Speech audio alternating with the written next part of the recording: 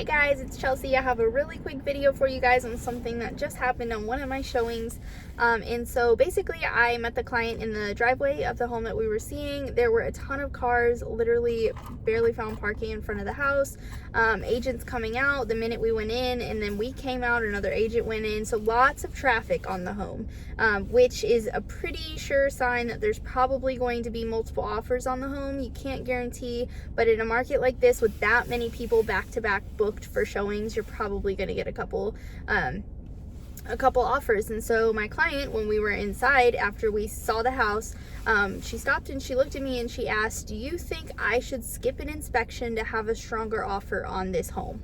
And so that's a really tricky question, and I wanted to talk to whoever's watching this video about it, because it's such a misconception that right now the market is so hot that you can't have an inspection, you can't have an appraisal, you must offer cash, you must offer $50,000 over asking. And in some situations, maybe. I'm not saying it's not, possible, but there are other ways to get your offer accepted. You do not have to forego those things if they are important to you. And like I said, in real estate, you never know. You might have a specific seller that does want all of those things, but there are still plenty of sellers out there who, can reason with you and still negotiate an offer while including things like an inspection. So my advice to the client, and I'm going to give the advice to you guys now, is understand your position as a buyer. And I've made a video like this before, kind of talking about the same point, but understand your position as a buyer. If you know that you are a first-time home buyer, if you know that you're stretching every penny you have to buy this house right now, maybe you're not going to have a ton of money left over, but you're still comfortable. Be careful skipping an inspection. Understand that skipping an inspection is not just a way to make your offer look good. It's a decision that's going to have consequences later down the road once you move in if something is wrong with the home, okay? The inspection is there to protect you as the buyer for anything that could potentially be wrong with the house before you move into it. Foundation, any leaks, any, mold, water damage, whatever.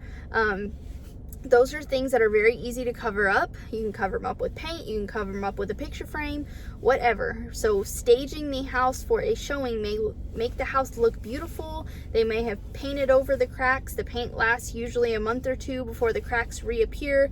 All of those little things, right? Not recommended from a real estate standpoint at all. However, we do see sellers do that on their own before a realtor gets into a house, and we have no way of knowing. So be careful. If you walk into a house, it feels beautiful, it feels clean, real pretty, well presented, you don't think it's got any issues, so you're going to skip an inspection, and then you move in and you have issues with it, you call your agent, you're like, hey, they knew this was there. Well, we can't prove that, right? So be really careful. If you know you cannot afford to go down that messy path, I would probably recommend talking to your agent about finding another way to make your offer stand out that does not include skipping an inspection. Now, if you have a lot of money saved up and you can afford, little repairs that pop up here or there, that's different. That might work to your advantage in making your offer stand out, but there are other ways to make your offer stand out. For example, I showed a house this morning, really nice couple. The home was listed at $230,000.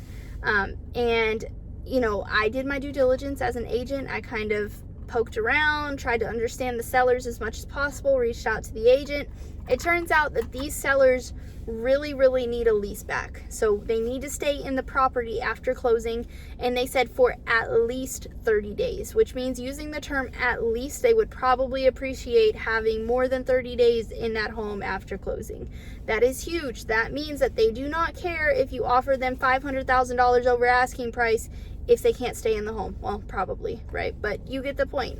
So if you offer slightly over asking price, you don't do an inspection, you don't do an appraisal, but you want the home ASAP, they probably aren't going to be as interested in your offer as somebody else who offered asking price, wants an inspection, wants an appraisal, but will give them 4 months after closing to stay in the home. You understand? So it's really important to understand that every seller has a specific reason that they need to sell the home. Every seller has a specific little detail that's going to kind of make or break a deal for them.